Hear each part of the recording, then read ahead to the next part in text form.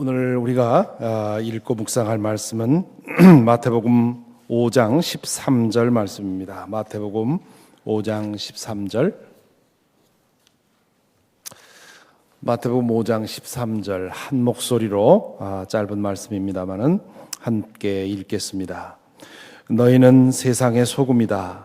소금이 짠맛을 잃으면 무엇으로 그 짠맛을 되찾게 하겠느냐? 짠맛을 잃은 소금은 아무데도 쓸데가 없으므로 바깥에 내버려 사람들이 짓밟을 뿐이다. 하나님의 말씀입니다. 오늘 또 기도의 자리로 나오신 여러분들을 주의 이름으로 환영드리고요.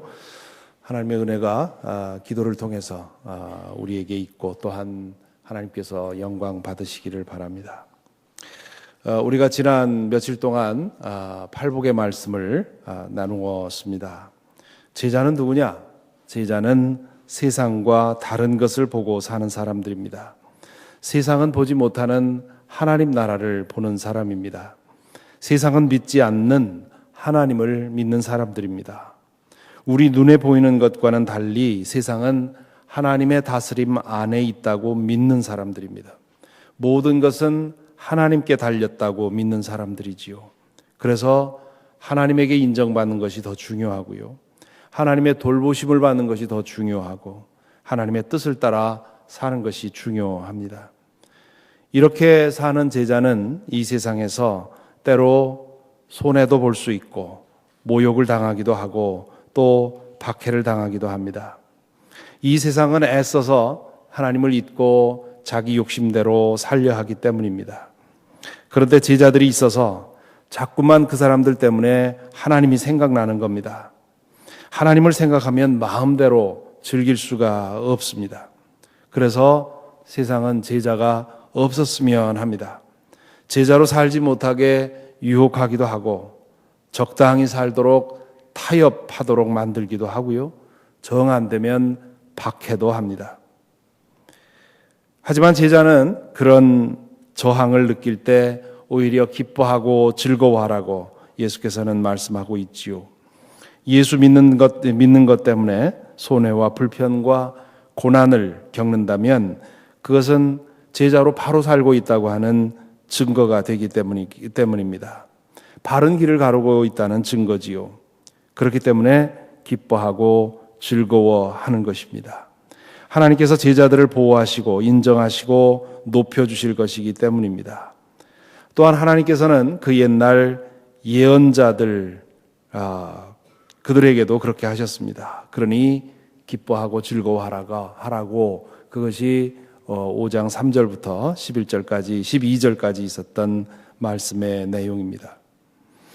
이렇게 살면 제자는 세상에 소금의 역할을 하게 된다. 오늘 말씀은 그렇게 말하고 있습니다.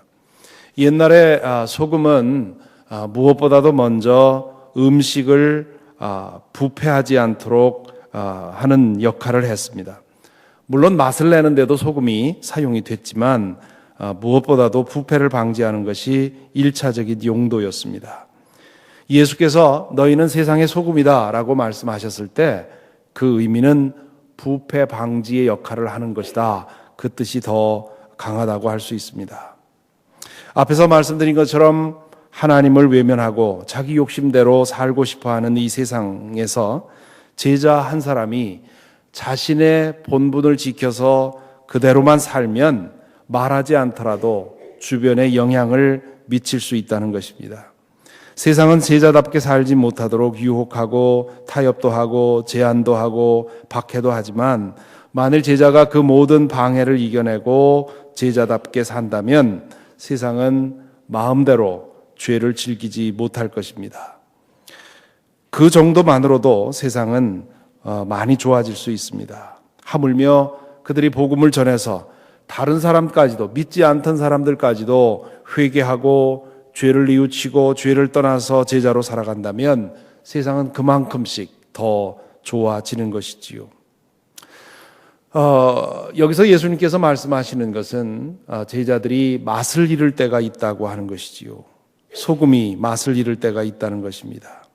어릴 적에 제 시골집 부엌 문 뒷곁에 그 소금 가마니가 한 서너 개가 이렇게 쌓여 있던 그런 기억을 합니다. 옛날 주부의 가장 큰 책임 중에 하나는 이 소금을 잘 간수하는 것입니다. 소금이 거의 모든 것을 위해서 사용이 되었고, 그리고 매우 비쌌기 때문에 1년에 한 번 소금을 장만해 놓으면 그것을 1년 내내 혹은 2년 잘 지키는 것이 매우 중요한 일이었습니다. 어느 해인가 비가 아주 심하게 와서 비가 웬만하면 소금가마로 들어오지 못하는데 그 소금가마니가 전부 거기에 비가 쏟아진 적이 있습니다. 그렇게 되면 소금에서 짠맛이 다 빠져나가게 되지요. 비가 그친 후 아버님은 그 소금 가마니를 모두 마당에 쏟아버리고 어린 저희 형제들에게 그것을 밟으라고 그렇게 말씀하셨던 기억이 있습니다. 그렇게 되면 그 땅에 있는 그 마당에 있는 흙이 다져져서 먼지가 나지 않기 때문입니다. 예수님의 비유와 어찌 이렇게 닮았는지요. 맛을 잃은 소금은 다시 짜게 할 수가 없고 다른 용도로는 아무것도 사용될 수가 없습니다. 바깥에 내버려져서 흙을 다지는 데 밖에는 사용이 되지 않는 것이지요. 제자들에게도 그런 일이 일어날 수 있다고 오늘 예수님은 말씀하고 있습니다. 예수를 믿는다고 하면서도 제자가 되지 못하는 경우도 있고 제자로 자라가다가 뒷걸음질 치는 사람도 있습니다. 제자라는 이름은 있지만 제자다운 삶이 없으면 차라리 그 이름이 없는 것이 더 낫습니다. 제자가 제자다움을 잃어버리면 마치 소금이 바깥에 버려져 짓밟히듯이 사람들에게 그렇게 세상 사람들에게 농락당합니다. 좋은 것일수록 제 값을 하지 못하면 더 심하게 비판받게 되어 있습니다. 가끔 목회자들의 비행이 알려질 때가 있지요. 얼마 전에도 서울에서 초대형 교회의 담임 목사님의 학위 논문이 표절된 것으로 밝혀져서 문제가 되었습니다.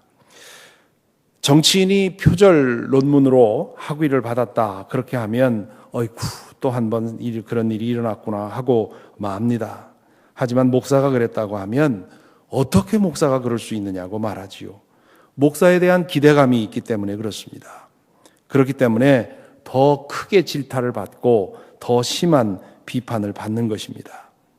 과거에는 교인이다, 집사다, 장로다 하면 그것이 보증수표처럼 통할 때가 있었습니다.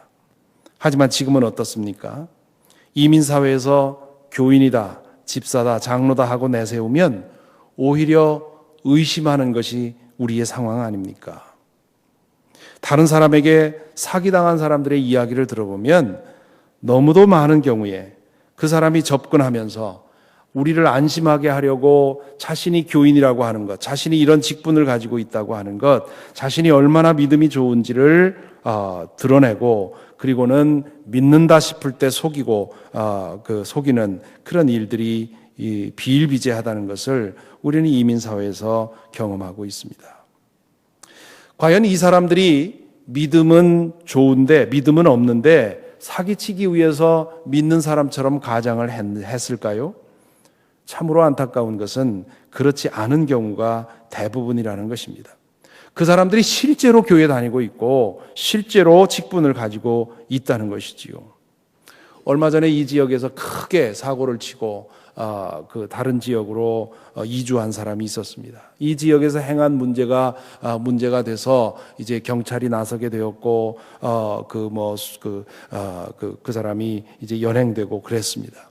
그때에 그 사람이 피해 살던 그 지역에 있는 어느 작은 교회 목사님이 저에게 전화를 했습니다.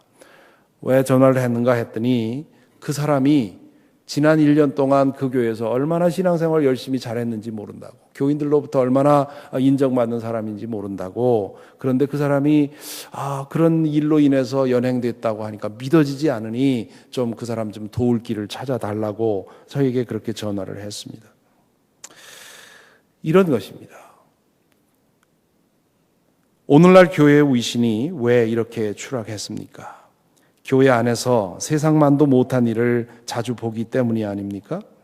교회가 세상보다 더 비정하게 사람을 대하는 경우가 있지요.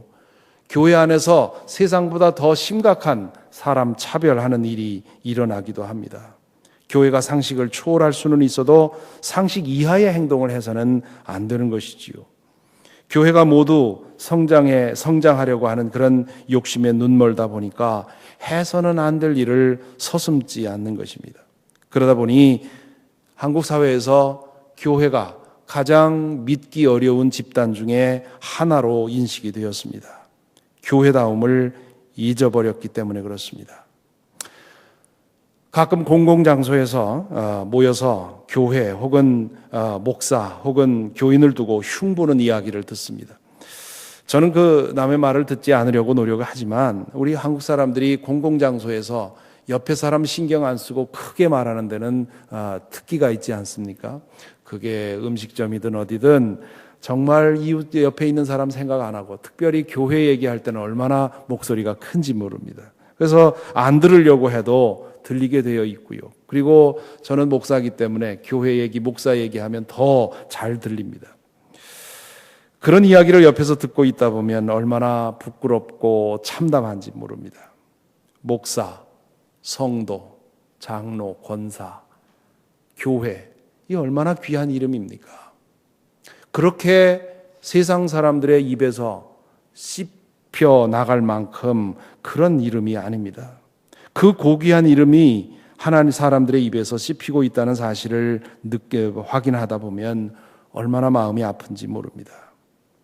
우리가 이렇다면 우리의 주님께서는 얼마나 더 아프시겠습니까? 성도라고 하는 고귀한 이름, 목사, 장로, 권사, 집사라고 하는 그런 귀한 이름, 교회라고 하는 귀한 이름들이 세인들의 입에서 무참하게 씹히고 있는 모습을 보면 얼마나 안타깝겠느냐 하는 말씀입니다. 다른 사람의 이야기가 아닙니다. 바로 저의 이야기요, 여러분의 이야기로 생각하셔야 될 것입니다. 저의 부족함으로 인해서 목사의 이름이 짓밟힌 적이 얼마나 많을까 생각하면 두렵고 떨립니다. 여러분의 부족함으로 인해서 성도라는 이름이, 장로라는 이름이, 권사라는 집사라는 이름이 얼마나 짓밟히고 교회라는 이름이 얼마나 조롱당했는가 한번 생각을 해보시기 바랍니다. 나는 그런 일이 한 번도 없었다. 혹시 그렇게 생각하는 분이 계시다면 그분이 제일 그렇게 많이 했을 가능성이 있다고 하는 것을 기억하시기 바랍니다. 왜 이런 일이 일어납니까?